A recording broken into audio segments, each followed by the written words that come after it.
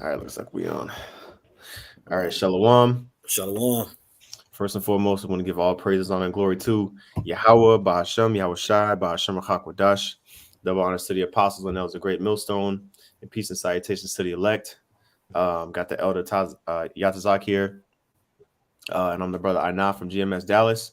And for you brothers that's new, we are going into a series of First Samuel the book of First Samuel.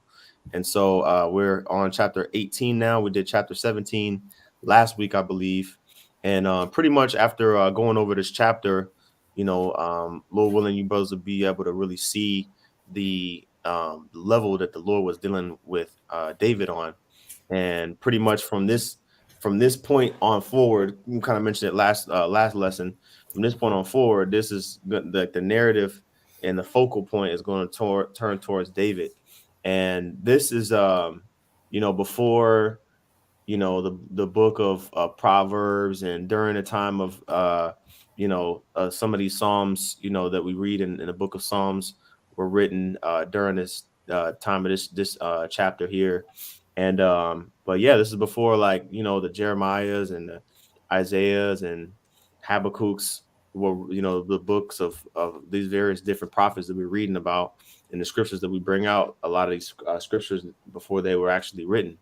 And so this is really prime history on as far as our people and our culture is concerned that we're about to go into. So Abaratazah is edifying. I'm going to share my screen here. As a matter of fact, you know what? I'm gonna get a couple of these integrity scriptures real quick. Let me share my screen. Yeah, Khan. Yeah, I'm gonna get a couple of these integrity scriptures because you're gonna see the spirit of the Lord on David and the integrity that he always put on display. You know what I'm saying? And when what's the scripture say? When you the Lord have your enemies to even be at peace with you when you're obedient, type of deal. It always talks about you'll be hit with temptations, but you'll always be given a way to escape that temptation too.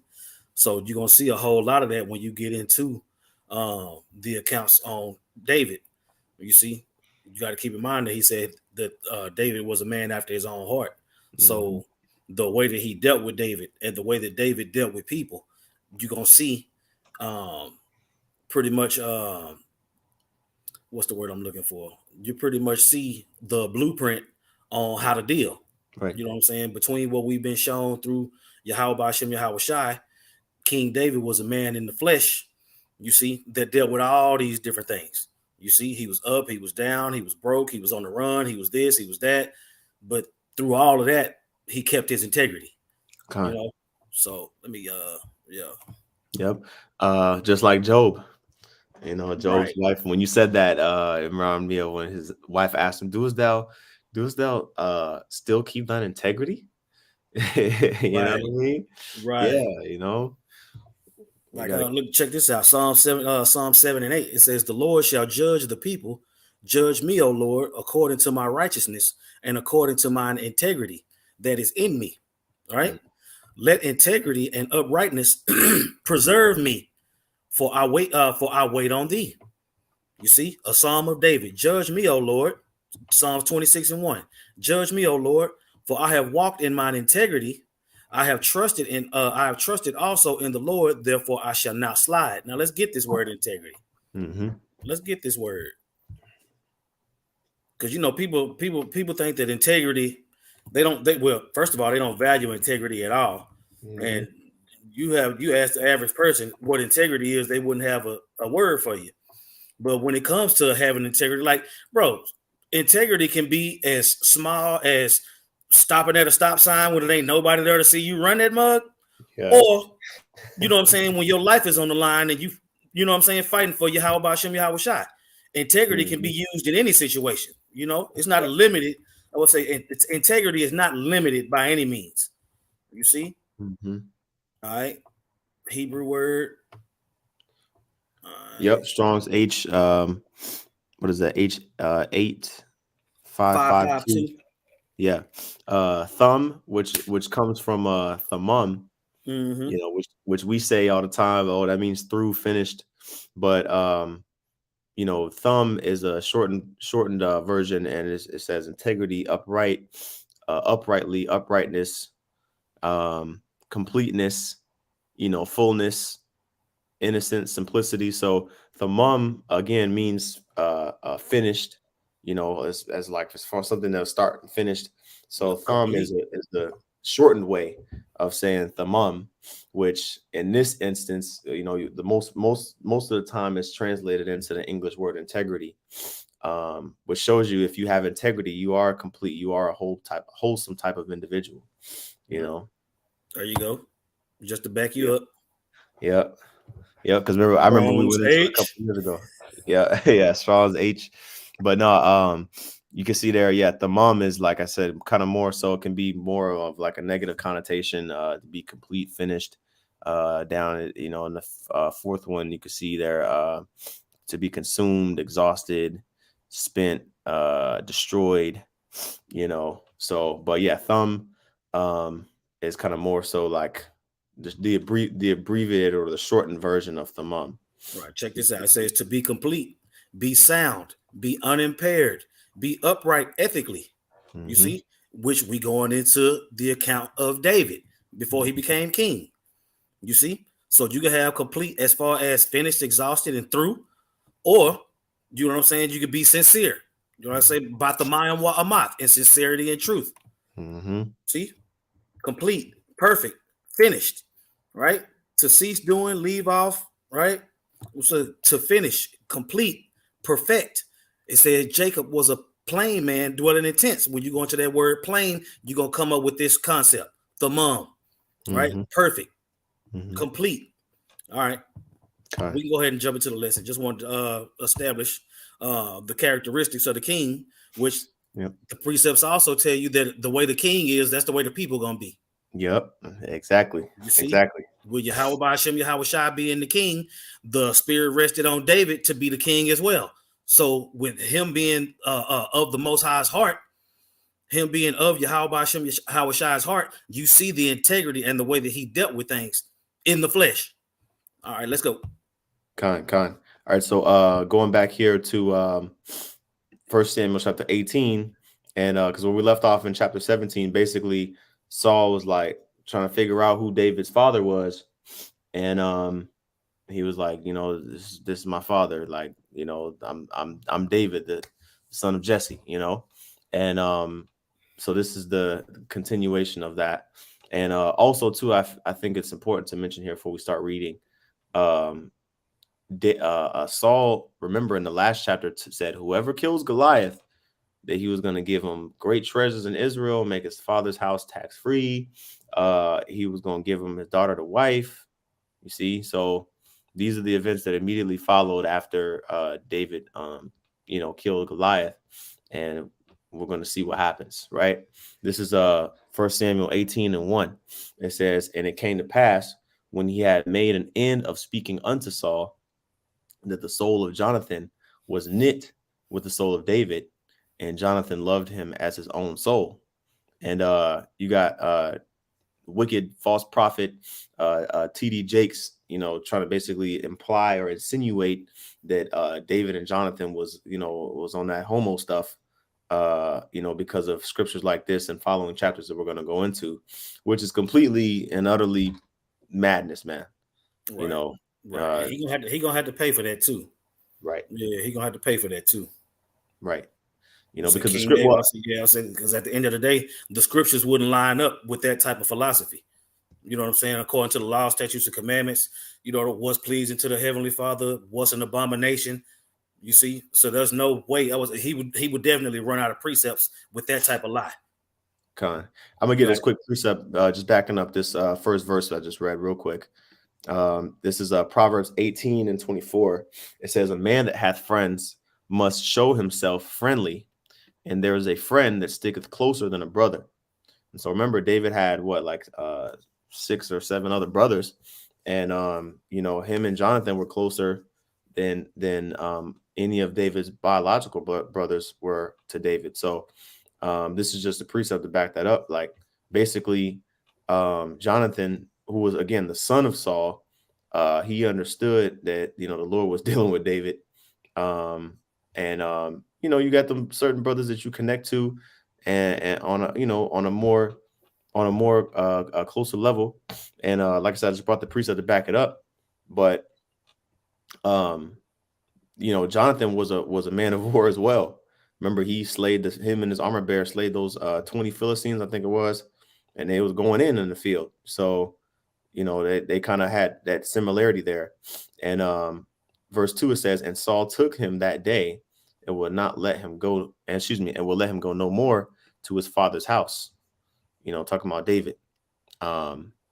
He originally he was just, kind of like Saul's, harp player, and he would come in periodically, but from that point on, like, he was basically was adopted under the house of Saul, and was no longer he was allowed to go back to his father's house and tend the sheep. So he was basically upgraded. And so verse 3 says, then Jonathan and David made a covenant because he showed him because he loved him as his own soul. You know what I'm saying? Now that's an example, just like me and you. You know what I'm saying? Me and you have made a covenant with each other that we're going to do these lessons in the name of Yahweh Ba'ashem Yahweh Shai. You know what I'm saying? Until he says otherwise. Right.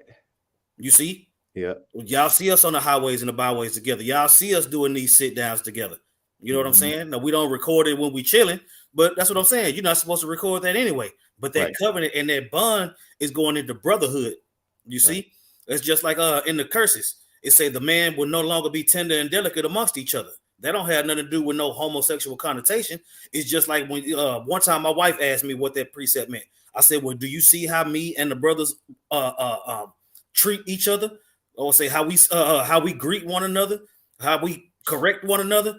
That's being tender and delicate amongst the brethren. Mm-hmm. You see?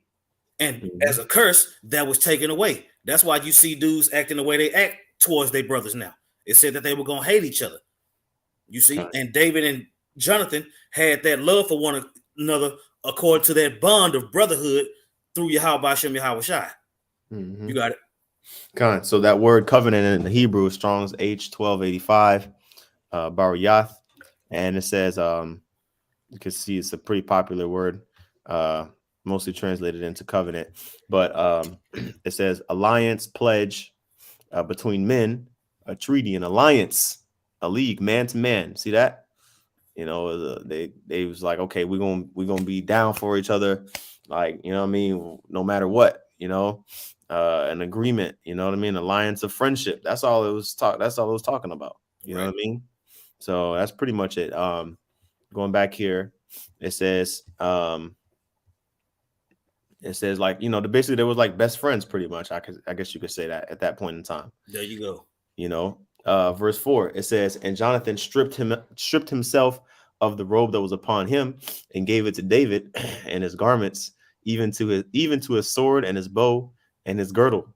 So like, you got your best friend, like you might let him wear your shoes to school or your shirt or your brand new, you know what I mean? Like I didn't have we swap clothes and, hey bro, I'll give you this, you give me those, and cool, you have that, you know what I'm saying, or whatever the case is. Like if you don't got a jacket, you know what I mean, like you get like, hey bro, you know what I'm saying, fuck that, you can have this jacket, bro, it's your jacket now. You know what I mean? Right. Like, I was saying you wouldn't mess around with his girl behind your back. You got those friends that you so close with that you wouldn't do those things, which is what the law, statutes, and commandments represent. You see, It said love your neighbor like you love yourself. You wouldn't do nothing to hurt that brother. Right. You see? Yep. Go ahead. Verse 5, it says, and David went out whithersoever Saul sent him and behaved himself wisely. And Saul set him over the men of war, and he was accepted in the sight of all the people, and also in the sight of Saul's servants. Now you got to keep in mind. We already brought up the precept, if you want to pull it, where it says, "The Lord will make your enemies be at peace with you." David didn't know that he had made Saul his enemy at first. You know what I'm saying? Saul had done several things to David before David was like, well, that's how you gonna roll. Well, I'm still gonna do what the Lord want me to do. He behaved himself wisely in the beginning and the end when it came to dealing with Saul. You know what I'm saying? Mm-hmm. You got it. Proverbs chapter 16, verse 7, it says, when a man's ways please the Lord Yahweh, he maketh even his enemies to be at peace with him. So even though Saul was building up this hatred for David, it was only so much that he could do, and the Lord was protecting him and protecting David at the same time. Mm-hmm. You got it. Oh man, the precept come up Genesis 27, you know what I mean?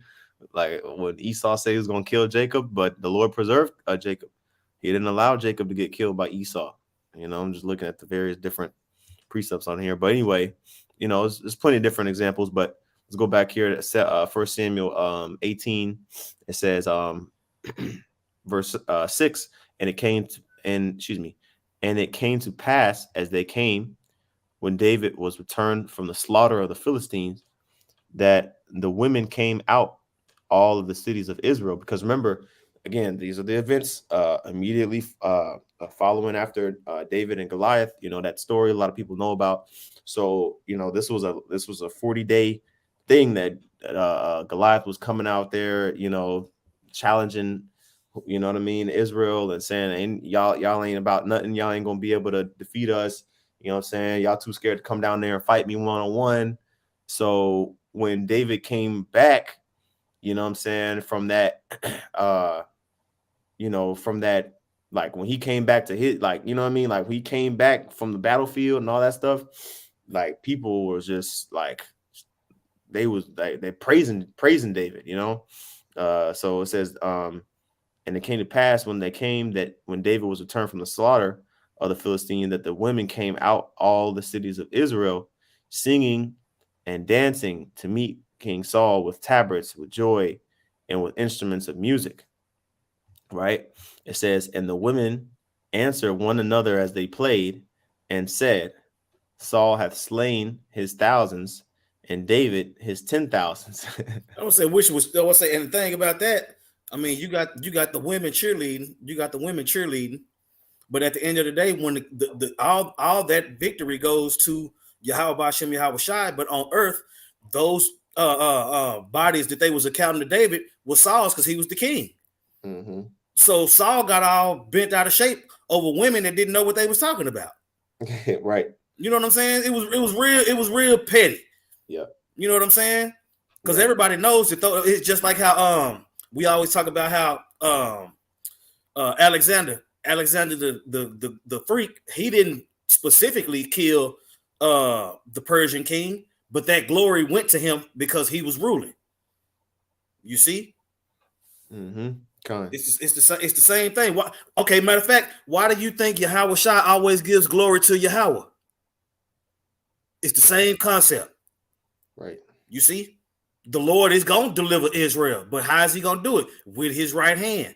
So basically, David was Saul's right hand in that time. That's right. You see? And he should have, if he was spiritual, he would know that, and he wouldn't have been fazed or bothered by it at all. But that wasn't the case. I got you real quick, Zaquan. This is Sirach chapter 9, verse 4. It says, use not much the company of a woman that is a singer, lest thou be taken with her attempts. You know, so he was hearing that song. He was like, man, damn it, man. Well, we didn't even read the verse yet. He was that actually got under his skin big time. Yep. So verse 8, it says, and Saul was very wroth, and the saying displeased him. Look up wroth. Yeah, Khan. It said he was very wroth. Mm-hmm. He wasn't just wroth, he was wroth in a hoe. God. Okay, so that word wrath is the Strong's H2734, chara, and it says kindled, wrath. It says to be hot, furious, burn, become angry, to be kindled. Like, so this is a verb, right? Yeah, so this is like basically like when you turn the stove on, and you got a gas stove, not that electric stove. I'm talking about like gas stove. You hear that tick and then that flame come up. Like he was wroth. He was incensed. You know what I mean? Like right here, to be incensed, like you burn an incense, you gotta, you know, you gotta start that fire for that incense to start burning. So that heat turned on, man, for Saul, and it says the saying displeased him. To heat oneself in vexation. Yeah, he was vexed. Oh, here we go down here. To blaze up of anger, zeal, or jealousy. You know what I mean? So he was jealous, all that. Okay. Going back to the scripture, it says, I'll read it from the top, verse 8. And Saul was very wroth, and the saying displeased him. And he said, they have ascribed unto David 10,000s, and to me they have ascribed but thousands. And what can he have more but the kingdom? That's what I'm saying. Yeah. But keep in mind, when that whole David and Goliath thing was going on, what did you do? You gave him your armor. Man. You gave him your armor. And even though he didn't use it, he was going out to fight on your behalf. Through the spirit and power of Yahweh Hashem Yahweh Shai, of course. But that's what I'm saying. We're dealing with the flesh. You see, you handed over your armor, and with that transition, he's out doing your bidding. And he's winning. Man. And you still can't. And you still can't. That's what I'm saying. He was more scared than anything else. So he didn't have to go out. He had David at this point. But he didn't understand the spirituality of the situation. You see? He got mad at what them hoes was talking about. You know what I'm saying? You know, I was saying that's what I'm saying. That's like I was saying, Jake act different when he get around women. You know what I'm saying? He lost his wits. He lost his wits because of these women. And then he started to be shady and shifty and wicked, you know? You got it. Yep. It says in Saul, verse 9, and Saul eyed David from that day and forward. So he was like, he had the scopeo on David, but it was unjust. You see? Let me watch this little nigga to see if his head get big. let me see if he. Yeah, let me see. I need to keep the eye on him to make sure he ain't plotting on me. Man, and it clearly wasn't the case. Man. And as we continue to read, you're gonna see how many times that he was wrong. Right. You got it. Yeah, this is 1 Samuel 18:10. It says, and it came to pass on the morrow, so the next day. By the way, the title here says Saul turns against David, so he's really turning to the dark side now. Okay, talking about Saul. It says, and it came to pass on the morrow that the evil spirit from the Most High came upon Saul, and he prophesied in the midst of the house, and David played with his hand. That's what I'm saying. Now, Yahweh had already taken his spirit off of Saul. You see, now he's moved in an evil spirit on Saul because that transition is starting to build up. You see, we're going to get rid of one king and bring in another. Go ahead. Yep. It says, and David played with his hand as at other times, and there was a javelin in Saul's hand. I'm actually get this in a different translation real quick. This particular verse. I'll get the. And that's what I'm saying. The evil spirit. I would say at first when David played the harp, it would calm some down. It would bring him back to the spirit. But he was so wroth. You see, he was so wroth that the harp wasn't working no more. Yeah. You see. Go ahead. Yeah. Oh, it says regarding that. Kept the eye. He eyed him. So he kept a jealous eye on David in that previous verse. But this is the NLT in 1 Samuel 18:10. It says, the very next day, see that next day, a tormenting spirit from the Most High overwhelmed Saul. That same demon, evil spirit. It says came and over. So like basically like when we see people downtown walking, we say, man, that dude got demons on him. We got one shoe off, a whole pinky toe sticking out his shoe and stuff. Talking to himself. Yeah, smell like Oscar the Grouch, like you know what I mean. He had demons on him, right? But it was just heavy, just quick. The very next day, and it says, and he began to rave in his house like a madman. Because when I first read it, like saying when he prophesied in his house, I was like, I wonder. We'll get it in the Hebrew, but in the NLT, it kind of expounds on a little bit more. You know what I'm saying? He basically was, tripping out, probably throwing stuff. You know what I mean? Acting all, niggardly. You know what I mean? Yelling, cursing people out. You know what I mean? But it says David was playing the harp as he did each day. Again, because David was pretty much he was like an employee of Saul. And it says, but Saul had a spear in his hand. Now I'm gonna go back to that KJV real quick. Going back here. Let me see. Okay, so oh yeah. That javelin is like a spear that you throw, and get that word prophesied. Okay, it's the same word as before, naba'a. But that show you can you can prophesy under a evil spirit too. You know what I'm saying? Like you know, False prophet. yeah, to prophesy of like a false prophet. He was, you know what I mean? Whatever it was, he was tripping out, you know. So let's go back here, you know. Look up jealous eye. Okay, Khan. See what that Um says. yeah, well, let me go back to the NLV. I mean, let's see. Yeah, NLT here. let's see what he give us for that. All right. It might just be from that day, suspicion of David.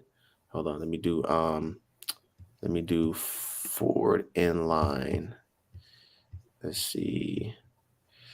Okay, and I saw They probably ain't gonna say it in the NLT, is it? well, I'm just doing it to where I could get. So okay, yeah, so it doesn't say, it just says looked, like he looked at David with suspicion. Oh, okay, that's You all know right. what I'm That's all saying? right. We can move on. I just wanted Yeah, to see if it was gonna give us something we could use. yeah. It But just we know more than the blue letter through the spirit. right, yeah. Call out y'all by Shem Yahweh Shai. Right. Yeah, because these different translations that is using the same let's go back to Hebrew. It's using the same Hebrew text. Let me take these vowel points off.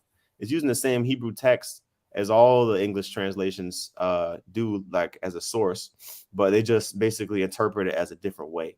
You know what I'm saying? Like it's just interpreted as a different way, like, you know, so like this is and he why Yahweh, excuse me, why Yahya Sha'awal, which is Saul's name, Ayan, which is the Hebrew word for I, and then Ath, which is truly, Dawada, which is David, so on and so forth, right? So it basically said, and he looked at David, you know, well, actually, with suspicion, what's this word here? I'd have to look it up, but anyway, yeah, that word for eyed or jealous eye is just the Hebrew word for eye. So let's go back here to the KJV. Down to verse 11. It says, and Saul cast the javelin, for he said, I will smite David even to the wall with it. And David avoided out of his presence twice. So he was ready to kill David, man. Mm-hmm. You know, he was ready to put David to death. And that's that jealousy that the scriptures talk about in 1 John. Let me see. I think that's hold on. I would say, bro, just imagine you playing the harp like you normally do, and then it's a javelin flying at you. You know what I'm saying? Like, bro, like what the hell? Man, con. Yep, it's heavy. That's heavy that David was able to. That shows you that he was always alert, keeping his head on the swivel. You know what I mean? You got a lot of individuals that's in La La Land. That would have been the end. That would have been the end of their life. You know what I mean? Blood all over the heart. Man. So, but no, this is the precept I was looking for. 1 John chapter 3, and I'll read verse 11. It says, actually, you know what? Verse 10. In this, the children of the Most High are manifest, and the children of the devil. Whosoever doeth not righteousness is not of the Most High, neither he that loveth not his brother. You see, it says, for this is the message that ye heard from the beginning, that we should love one another, not as Cain, who was of that wicked one, and slew his brother. And wherefore slew he him? Because his own works were evil, and his brothers were righteous.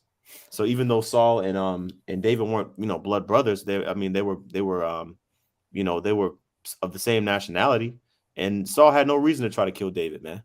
You know, but he was coming in that spirit of Cain, man. He was jealous. And that's how far gone you know he was, because the reason why you handed over your armor to David is because David wasn't afraid to protect the flock. Man, you were clearly afraid. Yep. Saul was clearly scared as hell. Yep. So the man who's killed 10,000s of other men on your behalf, you gonna get rid of him because you butthurt over something some hoes said? Mm-hmm. You see how petty it sounds? You see how fleshly it sounds? And David had to deal with that. Mm-hmm. But David continued to deal wisely in the spirit.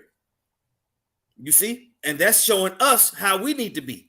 We're going to have all kind of darts and javelins and all these different things thrown at us, right? Y'all pedophiles, y'all be raping people. You know what I'm saying? Y'all talk about y'all go kill Edomites. They talk about all these different things that we have not said. We reading what the scriptures say. We might put it in layman terms so you can understand, but we're telling you what the Lord is going to do. You see, just like David was doing. He was telling you what the Lord was going to do. And then the Lord used him to do those things. You see? Yep. It's a difference. I would say the carnal man and the spiritual man, you could clearly see the difference. Go ahead. It says, verse 12, and Saul was afraid of David because Yahweh Bashem Yahushai was with him and was departed from Saul. That's what I'm saying. You afraid of him because you see the spirit on him and you know the spirit ain't on you, but you so far gone, you're going to try to kill him. Man. Yep. You know what I'm saying? And Saul was way past the point of praying and repenting. Yep. You see? The spirit wasn't on him. Samuel wasn't dealing with him no more. Now he's seeing what life looks like without the Lord. Ooh. And he remembered what it was like to have the spirit of the Lord on him, looking at David, and it pretty much put him in rage. Yep, you got it. Yep, that was it. Beautiful, well said. Verse 13 it says, "Therefore Saul removed him from him, and made him his captain over 1,000, and he went out and came in before the people." It says in verse 14, "And David behaved himself wisely in all his ways, and the Lord was with him." Yahweh Shem Yahushua was with him. It says, "Wherefore, when Saul saw that he behaved himself very wisely, he was afraid of him. But all Israel and Judah loved David because he went out and came in before them." So, yeah, I mean, David was pretty much amongst the people. He wasn't like all high and mighty, too proud to, you know what I mean? He was probably, just being a good, upright person in the city and wherever he went, and presented himself well. And Saul, he saw his replacement coming up right in his own face, like the elder said, and it just made him bug out even more. Right. And it's just like how when a dude when an athlete start to get old, and then his predecessor come in. Like, say you was the quarterback for this team for the longest. You know what I'm saying? And everybody loved you and all that. And now you getting old, you getting washed up, you starting to throw interceptions and shit. You don't want to get hit no more. And then they draft somebody to come in to take your place. And when you get hurt, he come in and go hard. So you through. You don't want to help him in the film room. You know what I'm saying? You bitching and complaining about, well, I wouldn't have did it like that. You know what I'm saying? He throw a touchdown, but he had to improvise to make the play. You know what I'm saying? But you meant, no, this play was supposed to go this way. Well, nigga, if I'd have went that way, I'd have got my goddamn neck broken. I'd be sitting next to your ass. Man. so I spent off that nigga, juked two more motherfuckers and threw a touchdown pass, and we won. What's the problem? Man. Okay. So you can understand. Yeah. No, that's perfect analogy. Or for the women. You used to be the shit. Now you old and starting to sag. You know what I'm saying? Then a little chick with the perky body come in and you looking at her crazy and shit. Look at that hoe. And you was a hoe too. Now that you can't hold no more, now it's time to go to church. Right. Go ahead. God, back in 1 Samuel 18-17, it says, "And Saul said, Behold, my elder daughter Merab, her will I give thee to wife. Only be thou valiant for me, and fight the Lord's battles, fight Yahweh Bashem Yahshua's battles. For Saul said, Let not mine hand be upon him, but let the hand of the Philistines be upon him." Now, I don't know if y'all watch Game of Thrones and House of Dragons and all that type of stuff, but when you get into these royal type situations, a king will give his daughter to a certain person to keep tabs on him.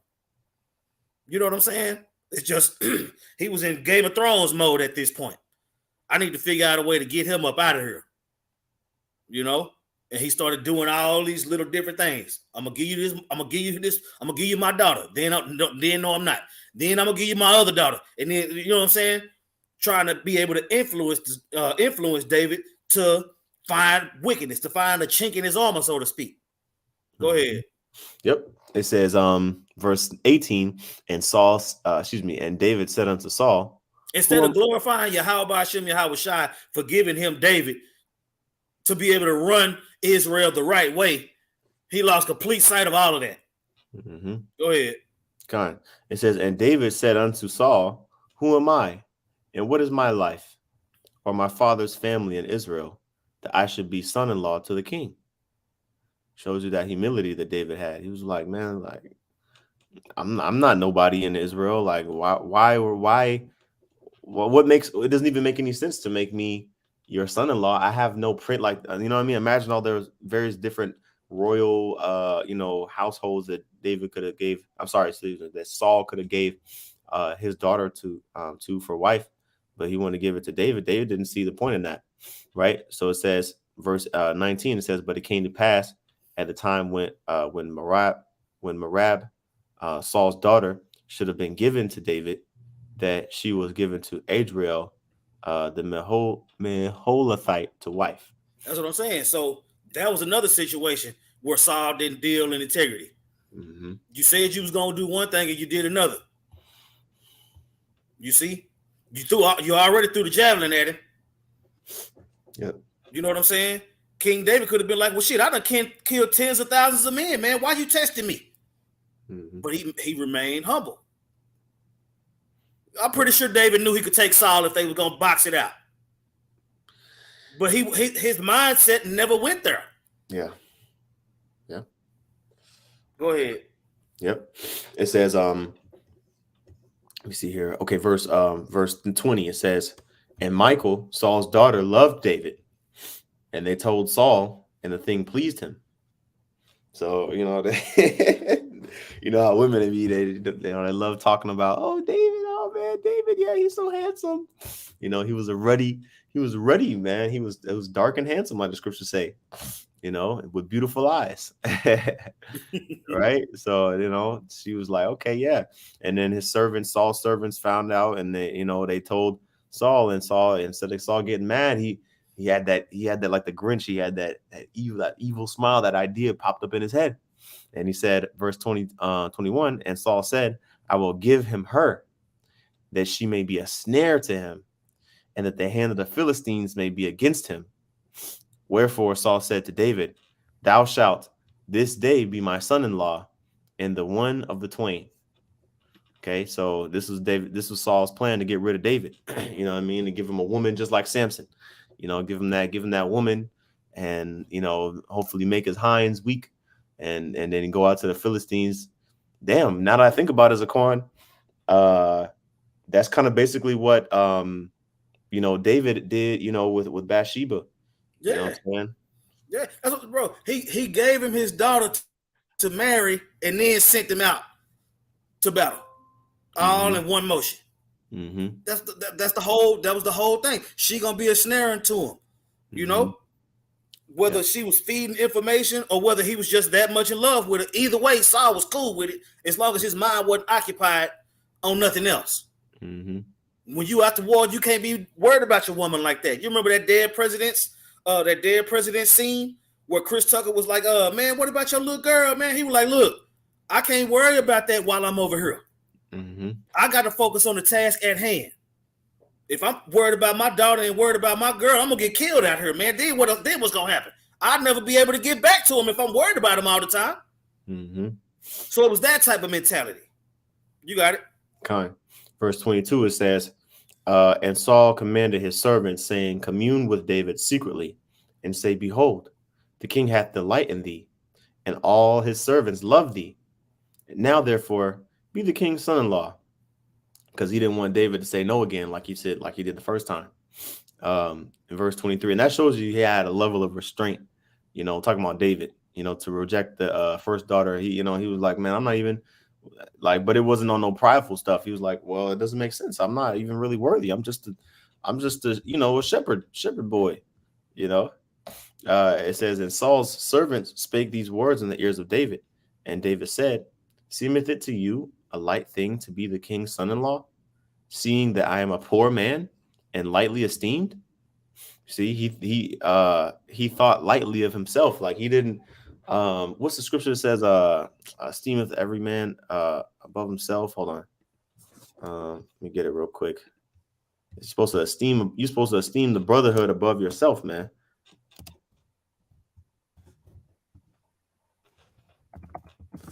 You know, let me see if I can pull it real quick. I think it's in. Yeah, here we go. No, that's not it. But yeah, you're supposed to esteem the brotherhood or your brothers, the body above you as your own, like above you as an individual, man. You know. Let me see if it's in here. Okay, here we go. Yeah, Philippians. There we go. Philippians chapter 2, verse 3. It says, let nothing be done through strife or vainglory. Okay, because David could have been like, I'm just gonna marry the daughters for the status. You know what I mean? I can, marry up and I'll get the status and I'll get the fame and the monetary gain, but he didn't do that, for vainglory. He said, it says, but in lowliness of mind, you see, he thought of himself lowly. He said he said he's a poor man and he's lightly esteemed, even though he had women saying that David has killed his tens of thousands. He still esteemed himself, talking about David, still esteemed himself in a low, you know what I mean? Like not like this super high up there guy, right? So it says, but in lowliness of mind, let each esteem other better than themselves. So I'm supposed to esteem the brothers more than, because I know my faults. I know I'm not perfect. That's what the scriptures tell us to do. So just want to bring that out real quick. And then check this out in the Bridgeway commentary. It says, determined to force David into wrongdoing, Saul offered to give his eldest daughter to David for a wife, and then deceived David by giving her to someone else, but David remained guiltless. When Saul learned that another of his daughters, Michal, was in love with David, he saw another opportunity to trap him. He asked David to kill 100 Philistines as the bride price, thinking that David would surely be killed in this attempt. David was pleased at this sort of bride price, for he was too poor to pay money. Man, he was successful against the Philistines, and Saul hated him even more. Through his marriage to Michal, David became part of the royal family. So that's what I mean. It just goes to show you. It just goes to show you that he was using his daughters to try to trap him up. He was sending them out of battle to try to trap him up. He done threw a javelin at him twice. Yep. You know what I'm saying? And the whole time, David is just, okay, what you want me to do next? Okay, what you want me to do next? Okay, is this the mission? Okay. He never wavered. He clearly saw all that shit. Yep. Go ahead. Okay. Yep. And the water for the brothers putting up precepts. This going back in 1 Samuel 18 and verse 24, it says, and the servants of Saul told him, saying, on this manner spake David. And Saul said, thus shall you say to David, the king desireth not any dowry, but 100 foreskins of the Philistines, to be avenged of the king's enemies. And that's what I'm saying. He still had that fear of the Philistines. Mm-hmm. So him, I'm gonna have him go out there and do it. I know he ain't gonna come back from this. You see, you don't forgot about Goliath. You don't forgot about the other tens of thousands of men that everybody is putting on his tab instead of yours. Right. Yep. You know what I'm saying? He wasn't even thinking big enough. I need 100 foreskins of the Philistines. Right? Thinking he giving a tall task, but that was saying ain't nothing impossible when the spirit of Yahweh Hashem Yahweh shines on you. Man. You see? Yep. Go ahead. Yep. It says, but Saul thought to make David fall by the hand of the Philistines. Verse 26. And when his servants told David these words, it pleased David well to be the king's son-in-law, and the days were not expired. See, a normal guy, this shows that David was on a high level. A normal guy be like, damn, 100 foreskins of the Philistines. That means I got to kill them, then castrate them, or, circumcise them and put them in a bag and count them up. Okay, all right, I'm at number 49. I got 51 more to go. Like, yo, he really did that, man. Well, we'll see. Well, I want to say David was like, shit, at least I ain't got to give him no money. Yeah, at least I ain't got to give him no money. Mm-hmm. Go ahead. Yep. It says, verse 27, wherefore David arose and went, he and his men, and slew of the Philistines 200 men. And David brought their foreskins, and they gave them in full tale to the king, that he might be the king's son-in-law. And Saul gave him Michal, his daughter, to wife. So, that second daughter, she was finer than the first. A lot of times it'd be like that. Like, you got that first daughter, she pretty, but then the younger one of the two, like, just like with Leah and Rachel. Yeah, Leah and Rachel. Yeah, at the water, And Jacob. Yep. Yeah. I would say, and then if you could receive it through the spirit, you notice a lot of similarities between Jacob and David. Mm-hmm. You know what I'm saying? I'm just gonna leave it at that. Mm-hmm. Yeah. Both of them had integrity, man. And David, David never lost his integrity, like we started off this lesson with. And I would encourage you, brothers, to read Psalms 25, Psalms 26. You know what I mean? Because there were when you read in the commentary, like, it says, this is likely, around a time when a lot of the Psalms, some of the first Psalms were written. And, it makes sense. It'll get you in that spirit of David's perspective while he was going through these things. Like, we're reading it as just one verse, but this is a whole experience, that can be expounded upon when you go into certain Psalms, like the earlier Psalms, like, that were written by David. And like I said, Psalms 25 is an example. But anyway, it says, verse 28, it says, and Saul saw and knew that Yahweh Shem Yahushai was with David, and that Michal, Saul's daughter, loved him. And it says, and Saul was yet the more afraid of David, and Saul became David's enemy continually. So imagine, you see how many times they talk about Saul was afraid of David. Saul was afraid of David. Every time David did something righteous, Saul became more and more afraid of David. Matter of fact, I'm gonna get that word afraid in the Hebrew real quick. Okay, afraid. Yara'ah, Strong's H3372, which means to fear, to revere, to be afraid, to stand in awe of, to fear. He didn't respect David or honor him, but he definitely stood in awe of and was afraid of David, man. Let me see here. Dread, frightened. He was terrified of David. Terrified, yeah. Terrified, yeah. So, but that's that God but he saw, because he saw that because the Lord is a terrifying power. He is a power to be revered. You know what I mean? Mm-hmm. And so the Lord, Spirit of the Lord was on David to the point where Saul was like, shit, like he was like tripping. He became more and more afraid. And it says, then the princes of the Philistines went forth, and it came to pass after they went forth that David behaved himself more wisely than all the servants of Saul, so that his name was much set by. So so he was able to conduct himself in an upright manner. You know what I mean? He was tactful with his words.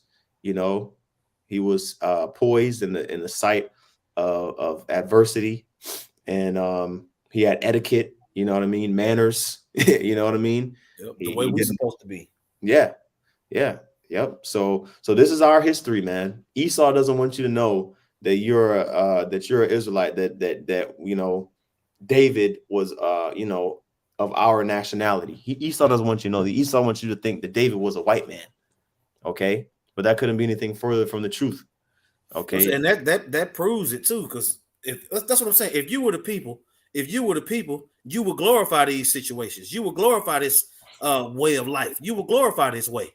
You know what I'm saying? But you got them fake ass dudes over there in the land, you know what I'm saying, that don't even subscribe to the Torah. Man. You know what I'm saying? They more into modern shit. You know what I'm saying? Kosher pig and cigarettes and faggot shit. Yep. But you the people. You see? Y'all not after the Lord's heart. Y'all not after the Lord's heart, man. You know what I'm saying? If you want to pull a couple precepts from the comment board, that's cool. Yeah, I know we still need to get that Romans actually, but yeah. Matter of fact, let's get do that Romans, Romans 8, and because at the end of the day, this is the mentality that King David had. You see, which is the mentality that we have. You see, Lord willing, we endure to the end. That's right. This is Romans chapter 8, and I'll start at verse 31. It says, "What shall we say to these things? If the Most High be for us, who can be against us?" And that's what makes us, like, honestly, well, that's what helps me sleep at night. You know what I mean? If Yahweh Shem Yahshai is for me, if he wants me to get injured or hurt or die, then that's his will. You know what I mean? But I prayed, to Yahweh Shem Yahshai, just like all the brothers prayed to Yahweh Shem Yahshai to protect us and to keep us on his side, because anybody that tries to oppose us they're not gonna win, man. Yep. Prophecy says that he's gonna keep those that kept his word in the hour of temptation. Yep. And you're gonna have several bouts with temptation as you grow in your walk, but the actual hour of temptation is coming upon us. So he's getting us ready for it now. Yep. It says verse 32. He that spared not his own son, talking about Yahushua, but delivered him up for us all, how shall he not with him also freely give us all things? Okay, and it's not talking about that newest Corvette or what I mean, the woman that you got a crush on or whatever, give us freely out there. This is talking about in the kingdom, man. We're gonna have everything that our heart desires in righteousness. Okay, and through that faith in Yahweh Shai, which was established by who? The throne of David, man. It says the house of Jacob and the house of David continue to come up. Man, Khan. Yep, Khan. It says verse 33, who shall lay anything to the charge of the Most High's elect? It is the Most High that justifieth. And we're talking about baptism, spiritual and physical baptism on Saturday. And, the fire, the trying, fire that pretty much purges those impurities out of you. Like anything that we experience that may be unpleasurable, we pretty much just got to understand that that's the Lord, purifying us, man, bringing us through that fire. And he's justifying us. So there's no matter what anybody tries to say to condemn us or like the scripture say, let not the incredulity of them trouble thee. You're not supposed to let that affect us, man. Imagine how many people was coming against David, talking smack about him, saying that he wasn't going to be able to do this and that. Well, as we continue on the story, we won't see, but yeah, like that's the same mentality that we should have, in this walk. So, and if you want me to keep going on that, Zaquan, or we can go ahead and end that. I just realized I done went over a little bit. Yeah, okay. I'm still at work. Okay, cool. Yeah, I figured. Yeah, so that's cool. So yeah, Abaratazat, the water for the brothers. Again, putting precepts on the comment board. Abaratazat, this is edifying. With that, want to give all praises, honor, and glory to Yahweh, Ba'ashem, Yahushai, Ba'ashem HaKadosh. Double honors to the apostle, and that was a great millstone. Peace and citations to the elect. Shalom. Shalom.